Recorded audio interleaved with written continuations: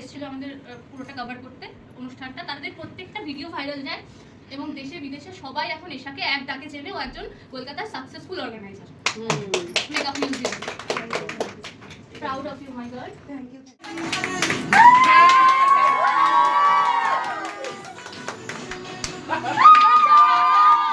Hello সবাইকে,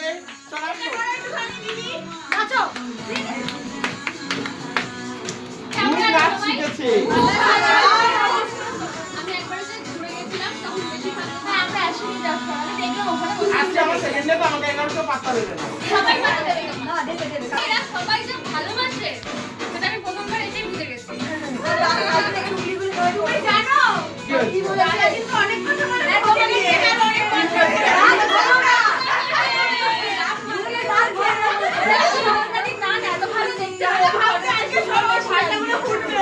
ভালো বলেছি।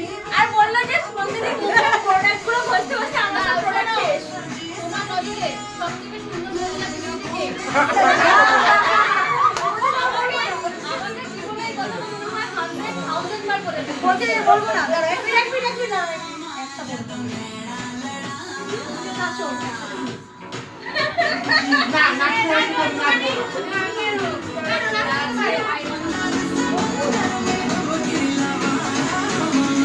থ্যাংক ইউ সবাইকে। বসো এবার বসো, sit down।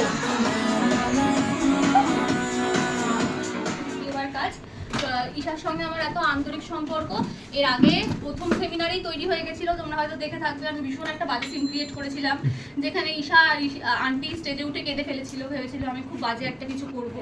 কি বাড়াবাড়ি অভিনয় ছিল। আমি ওখানে বলেছিলাম যে আমার এত বাজে অভিজ্ঞতা প্রথম সেমিনারে হয়েছে, কেন এরকম হলো?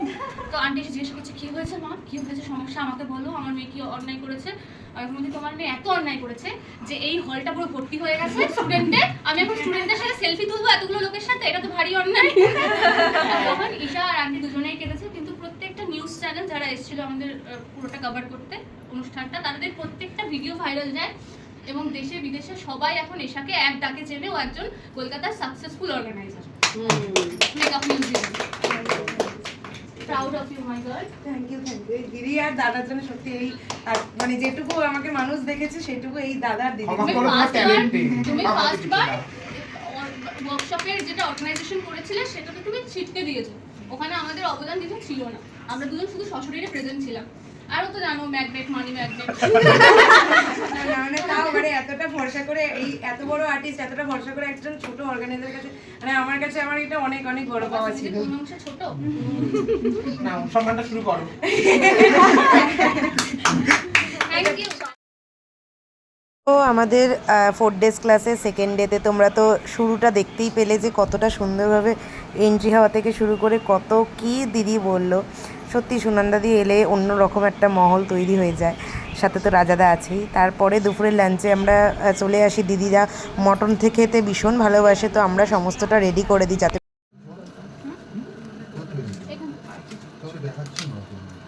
অলোকদা সুনন্দাদি ইয়েস দাদা এই যে আমাদের স্যার, এটা ফেলে দাও। আর এই যে ইনি, এটা হয়েছে? আর এই জানি। তো ফাইনালি খাওয়া দাওয়ার পরে আবারও হেয়ার ডান, কারণ মানে সত্যি পার্টিসিপেন্টরা এত খুশি যে হেয়ারটাও দাদা দেখিয়ে দিল। তো তারপরে তো এই হচ্ছে ফাইনাল লুক, তাও এখনও কিছু কিছু জিনিস বাকি রয়েছে। পার্টিসিপেন্টরা তো অলরেডি ঘিরে রয়েছে যে ফুল লুকটা দেখার জন্য এত আগ্রহী।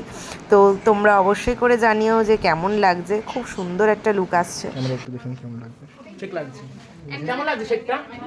কেমন লাগছে না? কিন্তু ওরা বসছে না কিন্তু, ঠিক আছে?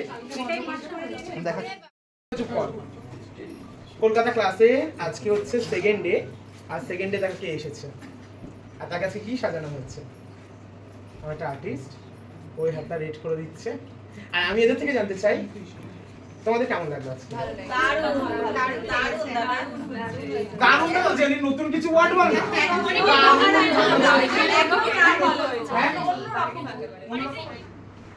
দাঁড়া ওইদিকে ঘোরো, স্টার্ট।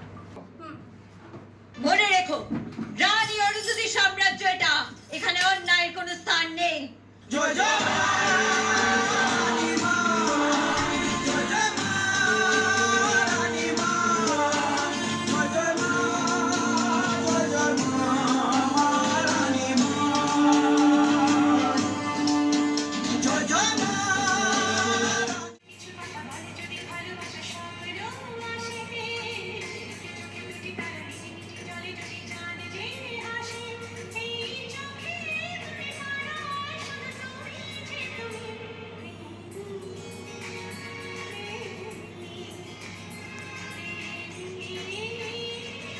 কেমন লাগলো অবশ্যই জানিও। আর এই পাগলিটাকে দেখো পুরো মাঝখানে লাল লাইট জ্বালিয়ে কী করছে।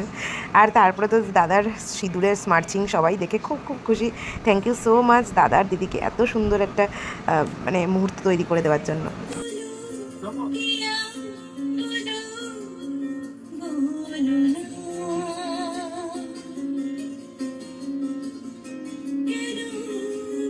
শাখা পলাটাকে একটু প্রণাম কর।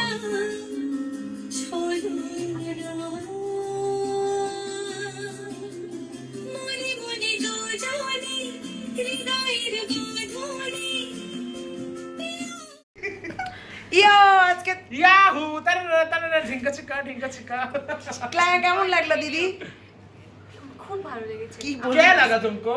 না আমি খুব খুশি হতাম যদি কিনা আমি এক্সামের দিনও আসতে পারতাম, যেহেতু কলকাতার মধ্যেই হচ্ছে, কিন্তু কি করব এক্সামের দিন আমার ছুটি নেই। কিন্তু আমি সত্যি খুব খুশি হয়েছি, মানে সব স্টুডেন্টদেরকে দেখে, এদের রিয়াকশন দেখে। চল আমার সাথে হচ্ছে কি বনিবনাহীন তোমাদের জন্য ঝামেলা নজর লেগে সত্যি যা হলো আজকে সারাদিন